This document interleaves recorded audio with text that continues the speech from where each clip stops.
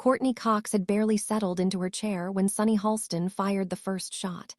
No warm-up questions about her latest project. No pleasantries about how great she looked. Just a direct hit that made the entire studio hold its breath.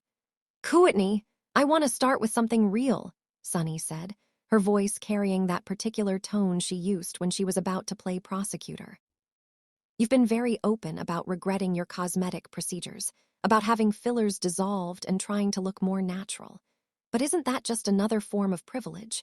You got the work done when it benefited your career, and now you get praise for undoing it. Meanwhile, regular women are still being told they're not enough." The View audience went silent.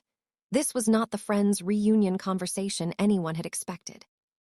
Before we dive into what happened next, make sure to subscribe and drop your thoughts in the comments, because this confrontation is about to get intense. Courtney's smile, the one that had graced magazine covers for 4 decades, flickered but didn't disappear. She was a professional. She had been doing this since Sunny Hostin was still in law school, but there was something in her eyes that suggested this wasn't going to be a typical interview. "That's an interesting way to start a conversation, Sunny," Courtney replied, her voice measured. "I've been honest about my journey with cosmetic procedures because I think honesty helps other women. I made choices I regret. I've talked about why. I'm not sure how being open about mistakes is a form of privilege. But that's exactly my point," Sunny pressed, leaning forward with the intensity of a cross-examination. "You had the privilege of making those choices in the first place. You had the money, the access, the ability to try things and then undo them when you decided you didn't like the results. Most women don't have that luxury. They're stuck with whatever they can afford, or they're stuck with aging naturally while being told they're invisible." The accusation hung in the air. Whoopi shifted in her chair. Joy watched with unusual silence. Sarah seemed to be calculating whether to intervene. "You're right that I've had access that many women don't have," Courtney said slowly. "But I'm not sure what you want me to do with that observation. Apologize for having a career that paid well. Stay silent about my experiences because other people can't afford the same options.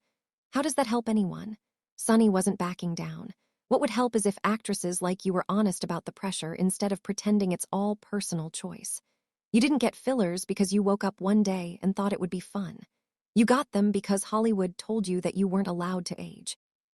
Now you're being celebrated for going natural, as if that's not just another performance for a different audience." The word performance seemed to strike something in Courtney. Her posture changed almost imperceptibly, straightening with a new tension. "Everything is a performance to you, isn't it, Sunny? Every choice a woman makes has to be analyzed for hidden motives. I can't just be someone who made mistakes and learned from them. I have to be either a victim of the system or a perpetrator of it. There's no room for me to just be a person trying to figure things out like everyone else.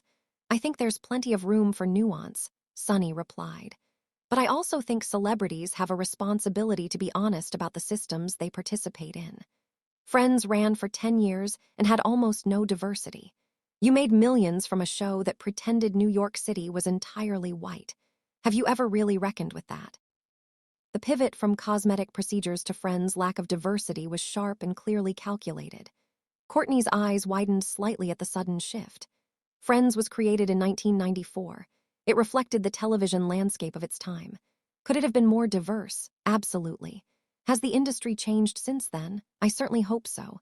But I was an actress on that show, Sunny. I didn't write it. I didn't cast it. I showed up and did my job, but you benefited from it. Sunny insisted. "You became one of the most famous women in America from a show that excluded people who looked like me. And I've never heard you really address that. I've heard you talk about your face, your relationships, your friendships with your co-stars. But have you ever publicly grappled with the fact that your success came from a show that many people of color couldn't see themselves in?" Courtney was quiet for a moment, and when she spoke, her voice had a different quality. Lower, more deliberate. "Sunny, I need you to understand something. I grew up in Birmingham, Alabama. I know what exclusion looks like. I know what prejudice looks like. I'm not going to pretend that my experience as a white woman is the same as what Black women face in this industry or anywhere else. But I also can't retroactively make Friends into a different show than it was."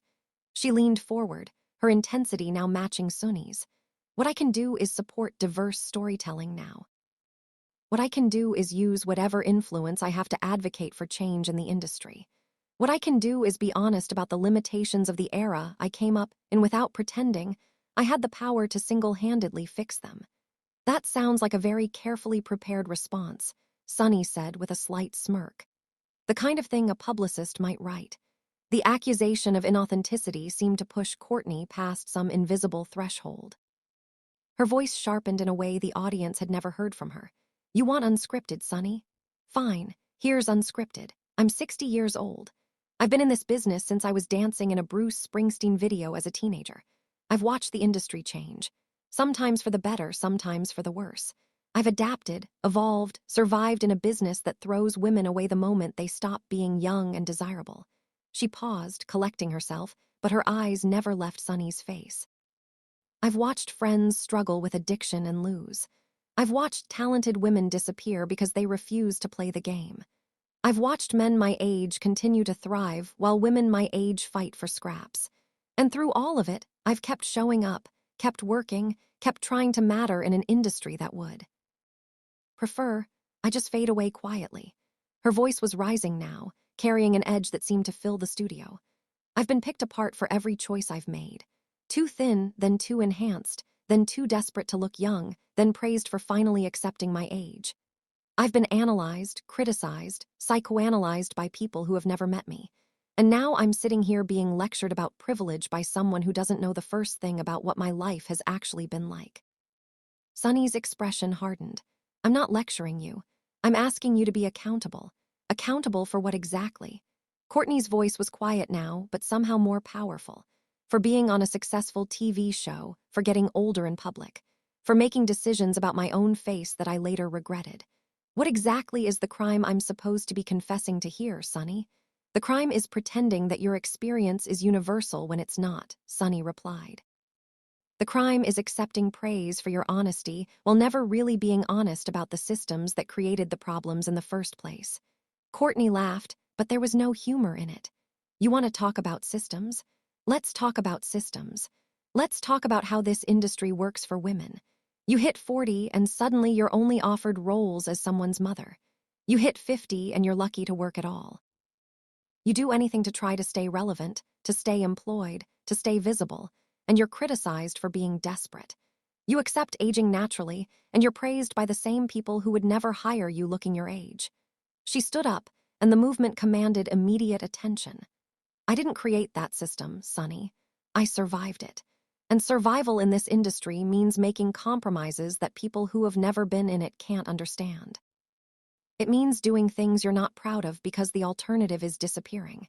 It means constantly recalibrating who you are based on what the market will accept. Sunny stood as well, unwilling to cede the physical advantage. But that's exactly the point. You survived. Many women don't. Many women can't afford the procedures, can't afford to undo them, can't afford to opt out of the system because they were never really in it to begin with. Your survival story is interesting, but it's not relatable to most women watching. And what would make it relatable? Courtney asked. If I pretended I didn't have advantages, if I apologized for having a successful career, if I flagellated myself for every benefit I've received, would that make you feel better about this interview, Sunny? Would that give you the moment you're clearly looking for? The accusation that Sunny was performing for cameras seemed to land somewhere uncomfortable. Her expression flickered with something that might have been surprise or might have been anger. I'm not looking for a moment. I'm looking for honesty. You've got honesty, Courtney replied, her voice steady but fierce. You've got a woman standing in front of you who has been completely transparent about her mistakes, her regrets, her struggles with the pressure to look a certain way. What you don't have is permission to use my honesty as a weapon against me. She shook her head slowly. You know what I find fascinating about this conversation?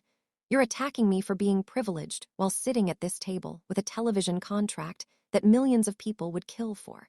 You're lecturing me about the struggles of regular women while wearing designer clothes and full makeup for the cameras. You're demanding accountability from me while never examining your own position in the very system you're criticizing. The counterattack was sharp enough to make several audience members gasp. Sunny's face went through several expressions before settling on defensive anger. That's a false equivalence, and you know it. Is it? You have a platform. You have influence. You have the ability to shape how millions of people think about issues. What are you doing with that power besides tearing down women who have been in this fight longer than you've been on television? Sunny's voice rose. I'm having important conversations about representation and accountability. No, you're not, Courtney said firmly. You're creating controversy for ratings. You're using my face, my career, my choices as a springboard for whatever point you wanted to make before I even sat down. This isn't a conversation, Sunny. It's a prosecution. And I haven't committed any crime except being successful while female and aging while visible. Joy finally tried to intervene. Maybe we should take a step back. And no, Joy, Courtney said, her eyes never leaving Sunny's face. I think we should finish this because I came here expecting to have a real conversation about my work, my life, my experiences. Instead, I've been ambushed by someone who seems to think that tearing me down will somehow lift other women up. And I'm not going to sit here and pretend that's okay. She turned to address the audience directly. I want to say something to everyone watching who has ever been made to feel bad about their choices. We're all just trying to figure it out. We're all making decisions with imperfect information and changing circumstances. Some of us have more resources than others. Some of us have advantages we didn't earn. But that doesn't mean our struggles aren't real. That doesn't mean our regrets aren't genuine. That doesn't mean we don't deserve compassion. Her voice softened slightly, but lost none of its power. I've made peace with my face. I've made peace with my age. I've made peace with the fact that I'll never look like I did when I was 30. And that's okay. What I haven't made peace with is the expectation that I should feel guilty for existing, for succeeding, for surviving in an industry that does everything it can to destroy women. She turned back to Sunny. You wanted honesty. Here it is. I'm tired. I'm tired of being analyzed. I'm tired of having every choice I make scrutinized for hidden meaning. I'm tired of being expected to represent all women while also being criticized for not being able to represent all women. I'm just one person, Sunny. I've done my best, and if my best isn't good enough for you, that's something you'll have to work out on your own. Sunny seemed to search for a response. I think you're taking this more personally than I intended. Am I? Courtney's eyebrow raised. You questioned my honesty. You called my openness a privilege that shouldn't be praised. You implied that my success was built on exclusion. You suggested that everything I've shared publicly is just another performance. And I'm taking it too personally. She gathered her composure with visible effort. Let me tell you something about being personal, Sunny. This face you're so interested in discussing. I watched it change in ways I didn't expect and couldn't control. I watched myself become someone I didn't recognize in the mirror. And when I finally decided to let go, to accept that I couldn't freeze time no matter how hard I tried, it was one of the hardest decisions I've ever made. Her voice cracked slightly, but she continued. Not because of vanity, because this industry had spent 30 years telling me that my value was tied to my appearance, because I knew that letting go meant accepting that I might never work again. Because I was terrified of becoming invisible in a world that had only ever seen me as a pretty face with a sitcom role. The studio was absolutely silent now. Even Sunny seemed momentarily stilled by the raw emotion. I shared that journey because I thought it might help other women who were struggling with the same pressures. Not because I wanted praise, not because I was performing honesty for a new audience, because I remembered feeling completely alone when I was going through it. And I didn't want anyone else to feel that way. She looked at Sunny with something that might have been pity, but you've taken something that was genuinely vulnerable and turned it into an indictment. You've made my attempt at honesty into evidence of my privilege, and in doing so, you've made it harder for other women to be honest about their own struggles. Because who wants to share their pain when it's just going to be used against them? Sunny opened her mouth to respond, but Courtney held up a hand. I'm not finished. You brought up friends. You asked if I've grappled with its lack of diversity. Let me grapple with it right now in front of everyone. Yes, the show could have been more diverse. Yes, I wish it had been. Yes, I benefit from white privilege in ways that I'm still learning to understand. But I also know that in 1994, when that show started, I was just an actress trying to get steady work. I wasn't in a position to demand changes to the show's makeup. I was grateful to have a job. Her voice grew stronger. Does that excuse the show's limitations? Does it make me personally responsible for them? I don't think so. But I've used the platform that show gave me to support diverse storytelling ever since. I've produced projects with diverse casts and crews. I've advocated behind the scenes for opportunities for people who don't look like me. That's what I can do. That's what I have done. And if that's not enough for you, I don't know what would be. She straightened her jacket, a gesture that seemed to signal the end of something. I've spent 40 years in this industry. I've been married and divorced. I've raised a daughter. I've watched friends struggle and succeed, and sometimes both at the same time.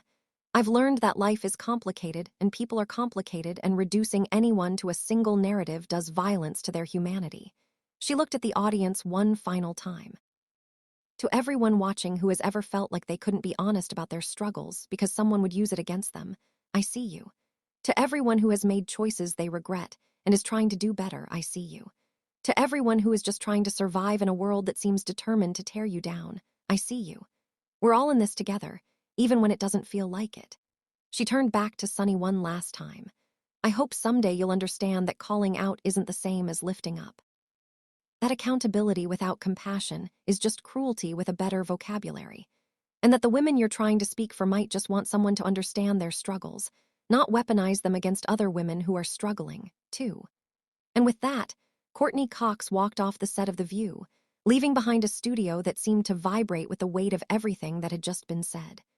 The audience sat in stunned silence, processing what they had witnessed. A woman who had spent 40 years being America's friend, who had played neurotic Monica with such precision that people forgot it was acting, had just shown a side of herself that no script had ever called for. Sunny Hostin remained at the table, her expression difficult to read. Whether it was embarrassment or defiance or something more complicated, only she knew. But the other hosts were looking at her with something that wasn't quite approval, and the audience's silence spoke louder than any applause could have. What had started as an interview about a career had become something else entirely. A meditation on aging in public, on the impossible standards women face, on the way we turn every female choice into a referendum on feminism itself. Courtney Cox had come to promote a project and left having promoted something much more important. The radical idea that women deserve grace, even successful ones, even privileged ones, even ones who have made mistakes and talked about them publicly. The aftermath of that interview would spark conversations across social media and beyond, about who gets to speak for women, about the difference between holding people accountable and holding them hostage, about whether success should require endless apology or whether survival itself was worthy of respect. And somewhere in all those conversations, a simple truth emerged. Courtney Cox had spent 40 years being whatever the industry needed her to be. On that day, for those minutes, she had finally just been herself. And that self was far more interesting, far more complex, and far more inspiring than any character she had ever played. For those who had grown up watching Monica Geller obsess over cleanliness and cooking, who had cheered for Gail Weathers surviving horror after horror in the Scream franchise, who had seen bits of themselves in every neurotic, driven, imperfect character Courtney had brought to life. There was something deeply moving about watching the woman behind those characters stand up for her own imperfect humanity. She had shown that the perfectionism wasn't just acting. The drive was real, and so was the vulnerability beneath it. And perhaps the most powerful moment wasn't any single thing she said, but the simple fact that she had refused to accept the premise of the attack. She hadn't apologized for surviving. She hadn't flagellated herself for having a career. She had simply insisted on her right to be human, to be complicated, to be both privileged and struggling at the same time. In a world that demanded women be one thing or another, Courtney Cox had insisted on being everything she was. And that, in the end, was the most radical statement of all. What do you think about this incredible confrontation? Was Sunny host and out of line, or was she asking questions that needed to be asked?